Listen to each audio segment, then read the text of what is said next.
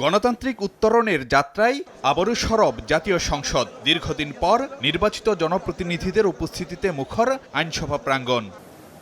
ত্রয়োদশ সংসদের সদস্য হিসেবে শপথ নিতে মঙ্গলবার সকাল থেকেই জাতীয় সংসদ ভবনে আসতে থাকেন বিভিন্ন দলের নির্বাচিতরা। সকাল 10:30টার দিকে স্ত্রী কন্যাকে সঙ্গে নিয়ে সংসদ ভবনে পৌঁছান একক সংখ্যাগরিষ্ঠতা পাওয়া দলের নেতা বিএনপি চেয়ারম্যান তারেক রহমান।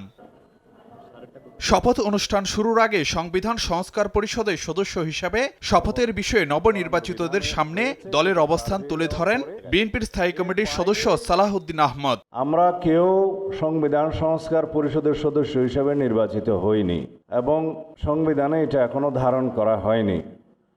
গণভোটের রায় অনুযায়ী সংবিধান সংস্কার পরিষদ গঠিত হলে সেটা সংবিধানে আগে ধারণ করতে হবে এবং সংবিধান সংস্কার পরিষদের সদস্যকে কে শপথ নেওয়াবেন সেটা বিধান করতে হবে। সাংবিধানিকভাবে জাতীয় সংসদে গৃহীত হওয়ার পরে তখন জাতীয় সংবিধান সংস্কার পরিষদের সদস্যদের শপথ নেয়ার বিধান করা যাবে।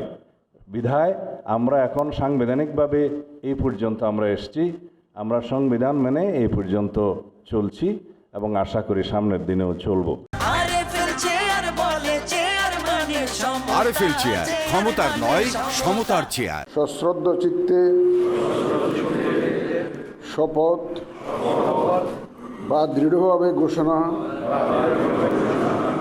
করিতেছি যে গেজেট প্রকাশের 3 দিনের মধ্যে স্পিকার কিংবা ডেপুটি স্পিকার শপথ না পড়ালে পরবর্তী 3 দিনের মধ্যে প্রধান নির্বাচন কমিশনারের শপথ পড়ানোর বিধান রয়েছে। সে অনুযায়ী সকাল 11:15টার দিকে বিএনপির নবনির্বাচিত সংসদ সদস্যদের শপথ বাক্য পাঠ করান প্রধান নির্বাচন কমিশনার এএমএম নাসির উদ্দিন।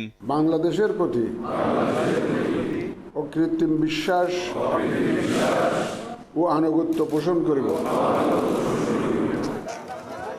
পরে সকাল 11:30টায় সংসদ ভবনে বসে বিএনপির সংসদীয় দলের বৈঠক। সেখানে সংসদ নেতা ও প্রধানমন্ত্রী হিসেবে তারেক রহমানকে সর্বসম্মতিক্রমে নির্বাচিত করা হয়।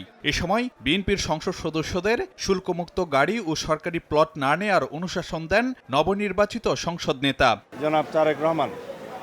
আমাদের উদ্দেশ্যে 2টা অনুশাসন দিয়েছেন। কোন সংসদ সদস্য ট্যাক্স ফ্রি গাড়ি নেবেন না। দ্বিতীয়ত, সরকারি কোনো প্লট সংসদ সদস্য হিসেবে গ্রহণ করবেন না। এটা আজকে পরিবর্তনের শুরু হলো। আমাদের সংসদ নেতা জনাব তারেক রহমানের নেতৃত্বে এই সংসদ নিঃসন্দেহে সকল কর্মকাণ্ডের কেন্দ্রবিন্দু পরিণত হবে। বাংলাদেশের রাজনৈতিক কার্যক্রম সংসদ কেন্দ্রিক হবে এবং বিএনপি